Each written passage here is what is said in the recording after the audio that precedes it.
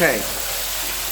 All right. So you can hit me, and then all right. So today is Saturday. Saturday the 10th and of September, October. And what we're doing is we're doing a hydrophilic foam injection on a 20-inch bored hole that JD Cummey, they were boring the hole and they punched through the wall, which is 27 inches thick. So they bored a perfect 1/4-inch hole that penetrated the water column, and so they wanted ECS to do this is a fracture injection. This is not a crack injection. It's a perfect linear 1/4-inch blade cut right to the wall. So what we're doing now is first they started packing it with whatever they could as far as an emergency to try to stop the leak.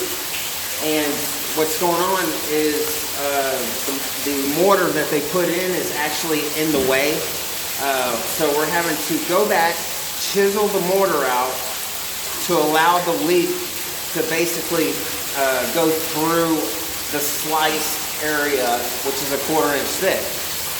And then we had figured out, we've put, you can see here, we've put a linear gasket here to stop the leak from flowing. And then, but the best idea to stop this pressure from coming in is actually using rope. Once rope gets wet, it expands and it tightens up, and it can hold an enormous amount of pressure. This right here was gushing out. It's still a small leak, which is perfect because the hydrophilic foam needs a minute, 30 seconds for reaction time, and it needs about a minute and 50 seconds to expand to 600 to 700%. Okay. So what we did is we chiseled all the mortar out of our way because they had fissures all in here. So we know, so the leak will come out of the blade, which you can see here. Okay, you can see it in the back here. That it's a perfect 1/4-inch slice. Okay, and of course that's where the column got breached. So what we're doing is we're cleaning it out first. You can see this mortar down here. Okay. This mortar is actually in our way. We're gonna chisel this out just like we did here and get down to the concrete and then expose the 1/4-inch, and then we're gonna use the rope. We're gonna seal it, which will almost stop the leak, but it will slow it down. We need the water to go through the crack at a slower pace. It's too fast. If we put a crack injection here, then we just flow right out. It wouldn't have time to expand and actually seal the crack. Okay, so we're going to clean the mortar, let her close her up, seal the leak, which is working, by the way. We started this 2 days ago, and I just wanted to do a video file so everybody can see what we're doing.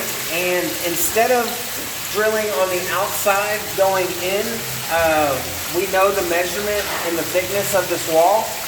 So it gives us just enough to drill an inverted hole and not go through the block. Okay, and we'll actually stay within the crack.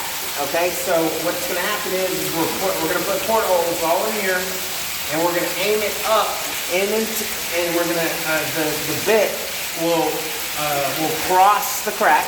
Okay, and then we'll do the injection, and the injection should go all the way, it'll follow the water. Wherever the water is, that's where it's going to go. And it should follow, we'll start on the bottom and work our way up, okay? And it should follow this crack and seal this high pressure water coming in. And then they can do the reinforced steel, and they can concrete it in, and they should be good to go. And that's the 900 XLD on the prime resin. This is a fracture injection, which is an emergency. It basically shut the whole job down until we fix it. So ECS is doing everything we can to lock this thing in and seal her up. which we will do. And so that's our video file for today. We'll show you some more once we get the taps in. We'll show you our procedural on what we had to do there. Okay. And okay. All right. Thank you.